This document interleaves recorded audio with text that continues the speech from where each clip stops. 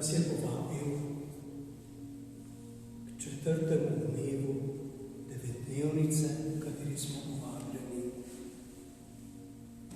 Oklepamo se Jezusa navzočega med nami in nebeške Matere Marije. Prav k tema dvema stebroma nas je vedno vabil Sveti Janez Bosko in v raznih preizkušnjah tudi sedanji naši voditelji in predstojniki, vključno z vrhovnim predstojnikom, Salezjancem in našimi škofi.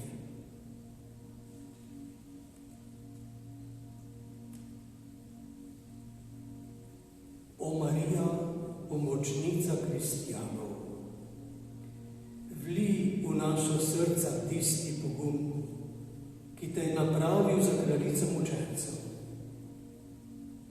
Daj nam moč, da bomo ostali zvesti v tvoji službi, da se ne bomo bali ljudi, temveč bomo vedno in povsod izpolnjevali naše dolžnosti, ter z besedo in zgledom pričevali, da smo tvoji zvesti sinovi in hčere.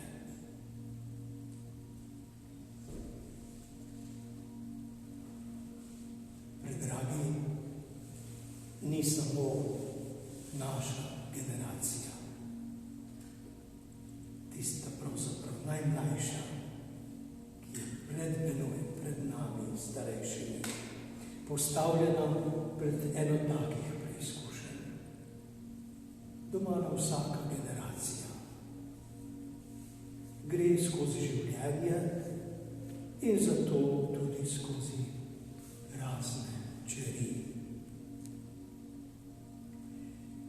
V času Domoskovega življenja, to je 19. stoletje, je večkrat razsajala kuga. Zanimivo, da prav v letih njegove mladosti še 1835. je razsajala kuga po Piemontu, nekakšnem žarišču za Evropo tedaj. Imenovali so jo azijska kuga. Čez dobrih 10 let, pravzaprav 20 natančno, pa se je znova pojavila. To je bilo leta 1854.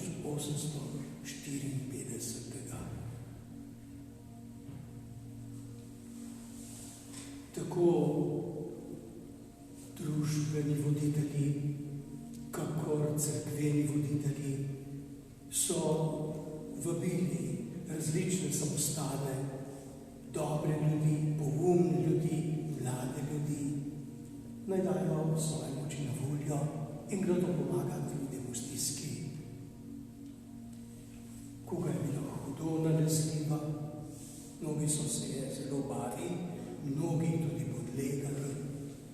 Naprimer, razmerje je bilo nekoliko drugačno kot danes.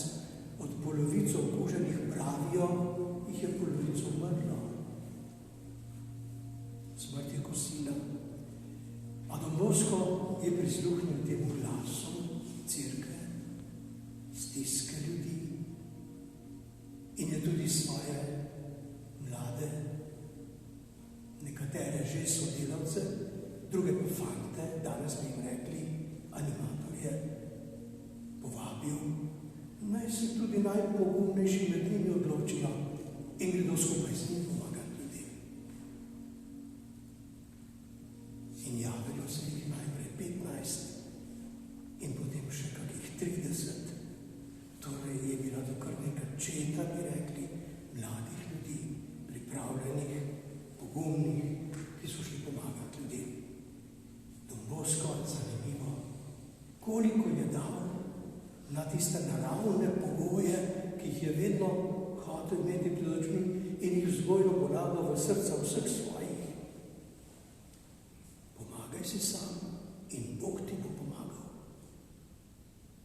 Kako je hotel, da so skrbeli za čistočo, za red, za higieno, tako v skupnih prostorih, kako v osebni negi.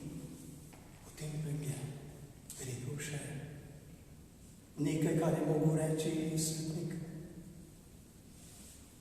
Zagotavljam vas, da tisti, ki boste šli pomagati ljudem, ne boste zboleli za kugo. A zapomnite si, poleg vsega tega, izpolnite še dva pogoja.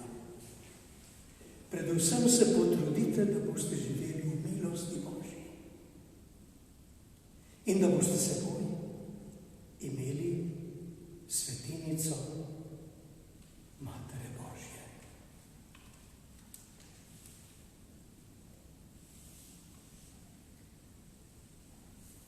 Morda bi mi danes rekli, kako naj živimo v milosti Božji, saj se tako rekoč v tem času ne moremo niti spovedati, bi rekli preprosti ljudje, ker se ne smemo družiti. Omejeni so obiski v cerkvah, zlasti v večjih skupinah. Biti v milosti Božji pomeni obrniti se od greha k Bogu, z iskrenim kesanjem, z iskreno voljo, z iskreno molitvijo, da mi Bog odpusti vse moje slabosti in grehe in naj me obdari s svojim usmiljenjem in odpuščanjem. In ko se tako že s kesanjem vsak večer obrnem proč od stvari in svoje sebičnosti znova k Bogu, svojemu očetu, po Jezusu, odrešeniku.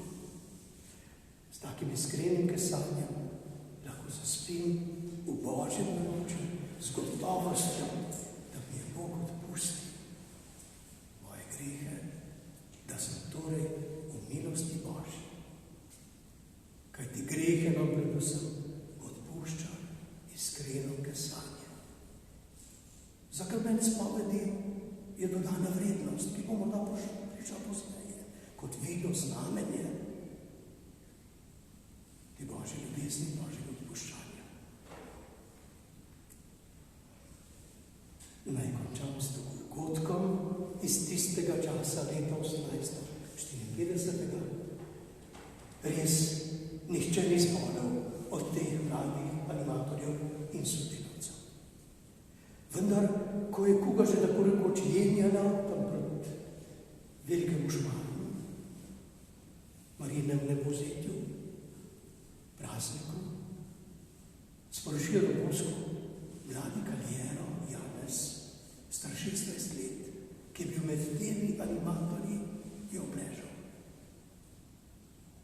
Seveda so bili vsi v veliki negotovosti, celo pomislili so, da naj ga uje, saj je bil tako rekoč popolnoma izčrpan. Zdelo se je na koncu življenja. Zihto so predvideli Don Bosco, naj pride, naj mu podeli zakramente, kako so takrat rekli, sveto popotnico, kar pomeni odvezo, sveto maziljenje, sveto krilo. Don Bosco pa ni hitel. Počasi se je odpravil do te spalnice mladih fantov. Postal na vrati, obličje se mu je razvedrilo.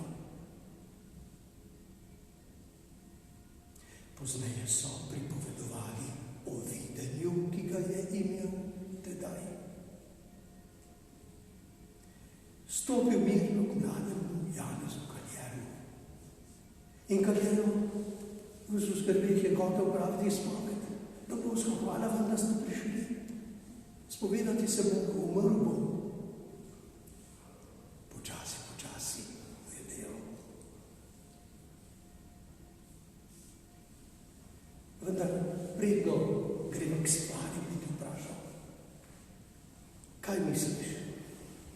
Ali bi hotel umreti sedaj, v mladih letih, ali morda pozneje, ko boš izpolnil svoje življenje, svoje starosti.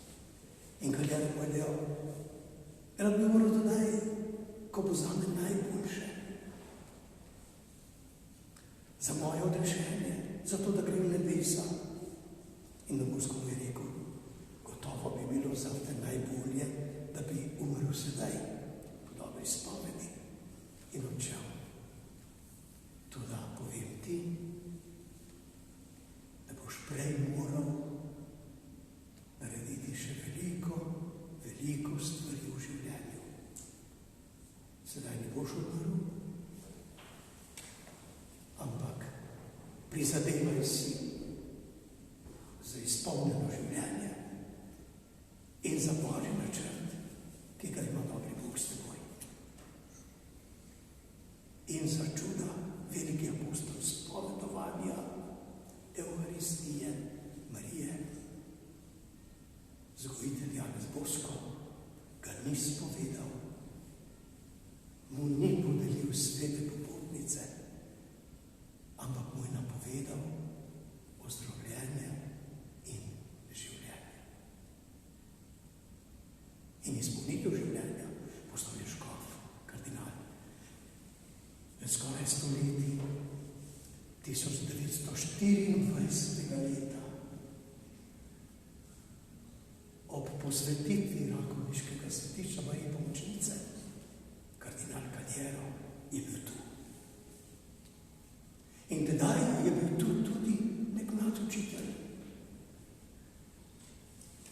In je poslušal nekaj starčka Kaljera. In ta učitelj je bil nič več, nič manj. Sedaj Božji služabnik Andrej Majcen. Pa tudi Majcen je pa v svoji generaciji in v svojem dolgem, lepem misijonskem življenju moral skozi mnoge preizkušnje, ne nazadnje, lotila se ga je huda bubonska kuga v Vietnamu, ga pripeljala na rob groba. A tudi on tedaj ni umrl, pred seboj je imel še marsikaj za postoriti. Ko smo ga včasih o tem poslušali, smo mislili, da so to nekakšno misijonsko in misionarjevo razglabljanje in pripovedovanje dogodivščin.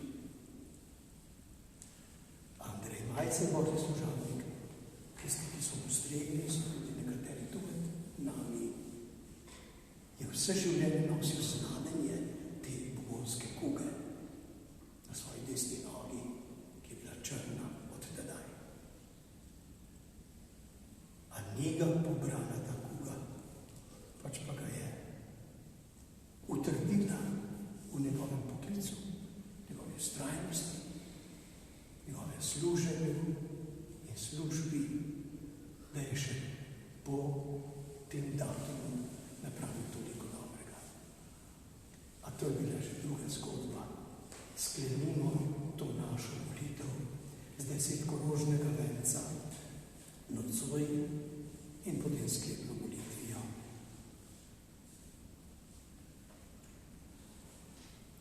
Oče naš, ki si v nebesi, posvečeno bodi tvoje ime, pridi k nam tvoje kraljestvo, zgodi se tvoja volja, kako v nebesi, tako na zemlji. Daj nam danes vsakdanji kruh in odpusti nam naše dolge, kakor tudi mi odpuščamo svojim dolžnikom, in ne uvedi nas v skušnjavo, temveč reši nas od grehov. Zdrava Marija, milosti polna, Gospod je s teboj, blagoslovljena si med ženami in blagoslovljen je sad tvojega telesa, Jezus, ki je tebe devica v nebesi krunil. Sveta Marija, Mati Božja, prosi za nas grešnike, zdaj in v naši smrtni uri. Zdrava Marija, milosti polna, Gospod je s teboj, blagoslovljena si med ženami in blagoslovljen je sad tvojega telesa, Jezus. Sveta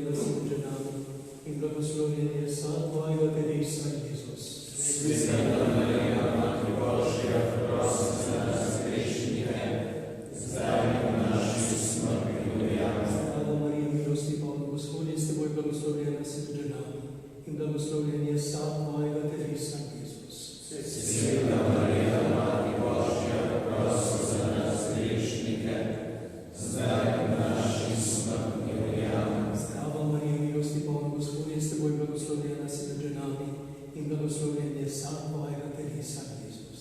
Sveta Marija, Mati Božja, prosi za nas grešnike, zdaj in v naši smrti. Amen. Zdrava Marija, milosti polna, Gospod je s teboj, blagoslovljena si med ženami in blagoslovljen je sad tvojega telesa, Jezus. Sveta Marija, Mati Božja, prosi za nas grešnike, zdaj in v naši smrti. Amen. Zdrava Marija, milosti polna, Gospod je s teboj, blagoslovljena si med ženami in blagoslovljen je sad tvojega telesa, Jezus. Sveta Marija, Mati Božja, prosi za nas grešnike, zdaj in v naši smrti. Amen. Marija, milosti polna, Gospod je s teboj, blagoslovljena si med ženami in blagoslovljen je sad tvojega telesa, Jezus. Sveta Marija, Mati Božja, prosi za nas grešnike, zdaj in v naši smrti. Amen. Zdrava Marija, milosti polna, Gospod je s teboj, blagoslovljena si med ženami in blagoslovljen je sad tvojega telesa, Jezus. Sveta Marija, Mati Božja, prosi za nas grešnike, zdaj in v naši smrti. Amen. Slava Očetu in Sinu in Svetemu Duhu. Kakor je bilo v začetku, tako zdaj in vselej in v veke. Amen. Sklenimo z molitvijo svetega Janeza Boska k Mariji, devici in pomočnici, in pa potem z našo molitvijo, ki nam je dana prav za ta čas, ki ga živimo. O Marija, mogočna devica, ti velika in slavna obramba cerkve, posebna pomoč kristjanov in strašna, kakor urejena vojska. Ti si premagala vse zmote sveta. V stiskah, v boju in potrebah nas obvaruj pred sovražnikom in nas ob smrtni uri sprejmi v večno radost. Oče, usmiljena in tolažbe, tvoj sin Jezus Kristus nam je s križem pokazal vrednost trpljenja. Pomagaj našim bratom in sestram, ki že nosijo križ bolezni in so preizkušani, nakloni jim izboljšanje zdravja, njihovim svojcem pa pogum in zaupanje. Vsem zdravstvenim delavcem daj moč in zdravje, da bodo vztrajali v ljubezni do bolnikov, raziskovalcem pa, da bodo čim prej odkrili uspešno zdravilo. Nam in vsem svetu daj svoj blagoslov, da bomo rešili bolezni in se ti bomo mogli s tvojo cerkvijo zahvaljevati. Amen. Sveta Marija, zdravje bolnika, Prosi za nas, sveti rok zavetnik zoper kužne bolezni, prosi za nas, si Božji svetniki in svetnice, prosite za nas. z ljubim Sinom nas blagoslovi